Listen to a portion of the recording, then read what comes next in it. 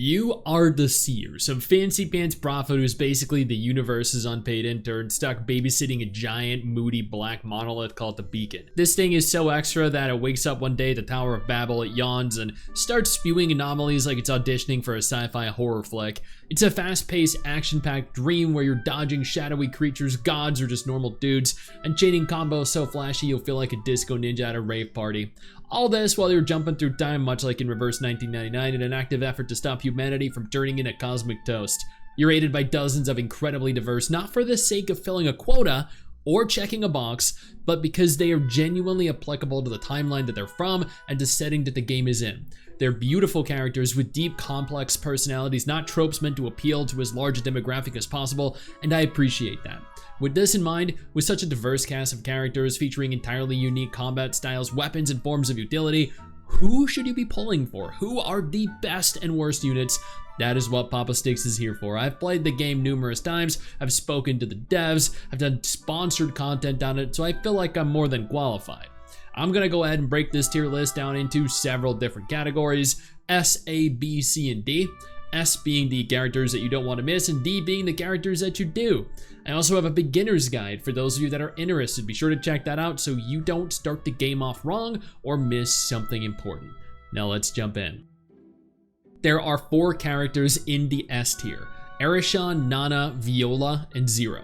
Arishan is a 5-star burst DPS with a darkness element. She deals decent single target damage, but also deals quite a bit of AoE charge damage, applying phantom marks to targets, increasing her damage dealt to them. She also possesses a unique traversal skill that allows her to teleport across gaps in terrain. Her ultimate charges several times towards enemies, then pulls up to 4 enemies towards you, dealing massive damage. Nanna is a 5-star AoE breaker with a darkness element. She has a lot of varied attacks dependent on whether she's in her full moon or new moon state, whether she has full moon blessing. She deals a lot of AoE damage the longer the fight goes on. She's honestly one of the most unique characters due to how ranged she plays, constantly throwing her blades forward to activate a variety of different effects. Her ultimate throws a blade that creates a spatial distortion centered around it, causing large damage to all enemies pierced by the blades. Viola is a 5-star AoE breaker with a thunder element. While attacking, she can unleash original tonal range and tonicized tonal range, which, while they exist on the battlefield, spread AoE damage every second continuously.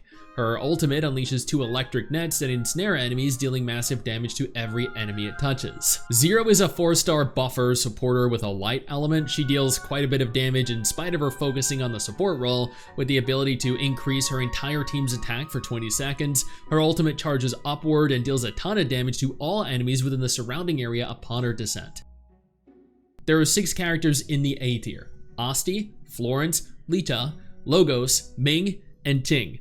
Asti is a 4-star healer supporter with a water element. She throws her umbrella, dealing AoE damage to every enemy in its path, generating rainwave points, which enhance her abilities further. Her heals heal a total based on Asti's max HP and generate a rainfall zone that lasts for 20 seconds, healing allies every 2 seconds. Her ultimate releases a tornado forward, dealing large damage to everything it touches. Florence is a 5-star AoE dot DPS with a fire element. She deals massive AoE derived damage 3 times to enemies in a large area after spinning like a Beyblade and slashing downward.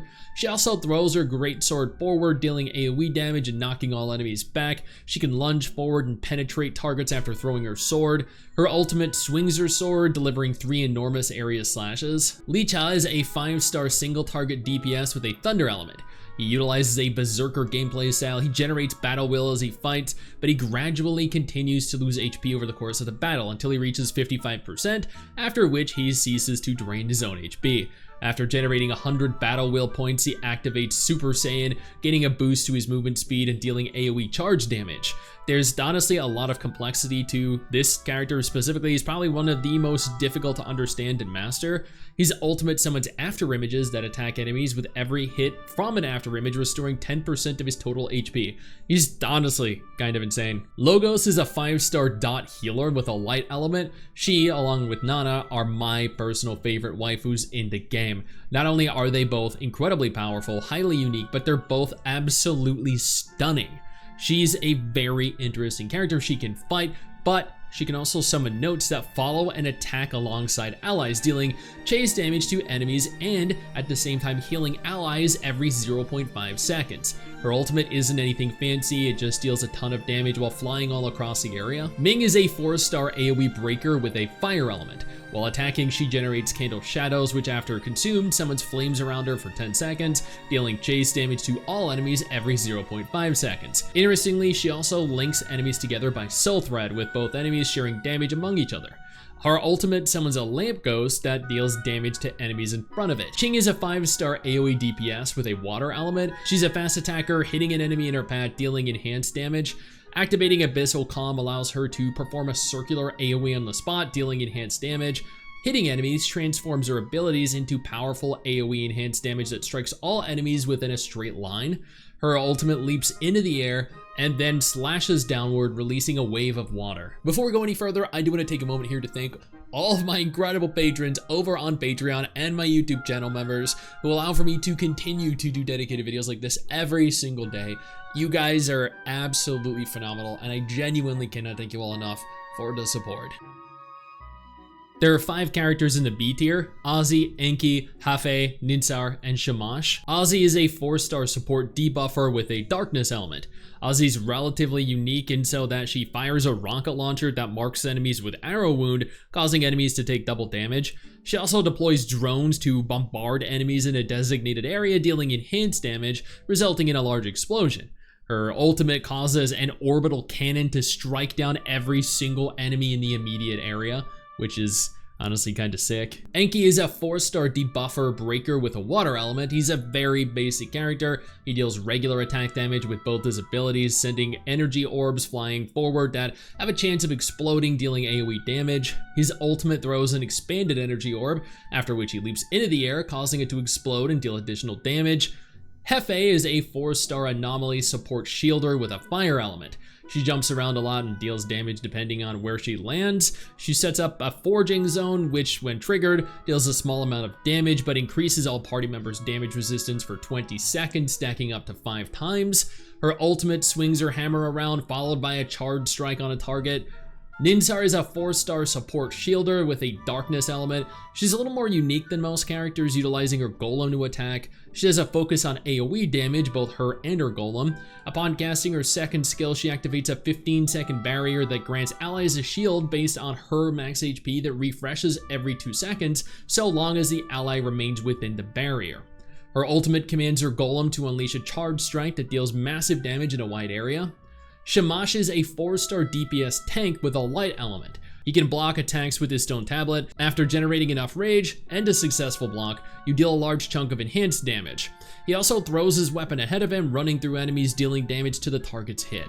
His ultimate summons a radiant ring in front of him, causing a massive explosion. There are 2 characters in the C tier, Shen and Wuxia. Wuxia is a 4-star single target DPS with a darkness element. He's a little ninja, utilizing teleports to get above a single enemy and afflict them with the Dark Scar. He can enhance his own attack in various different ways and unleash AoE chase damage via his Dark Blade effect. His ultimate releases 8 flying blades that pierce through enemies, dealing damage to everything hit. Shen is a 4-star burst DPS with a thunder element. She throws her spear to attack, piercing enemies in her path. She gains lightning dash through successful hits on targets afflicted by galvanic electricity, which allows her to unleash a flurry of stabs, dealing derived damage. Her ultimate is relatively basic, jumping into the air to perform a wide-range stab, followed by a cleaving strike. And admittedly, I did include D as a tier here, but I don't think there are any D tier characters. That is every character, sorted by utility and importance. Hopefully, this tier list helps set you off on the correct path to dominance through time, because trust me, you're gonna need it. Don't forget to check out my beginner's guide too. All of this is incredibly important, so you don't make any mistakes. Hey, where do you think you're going? I see what you're doing there. I see you navigating on over, scrolling on over to that X button. Don't you dare. What I need you to do is take a moment and click one of the videos that are about to appear as soon as I'm done talking. And trust me, you're gonna wanna.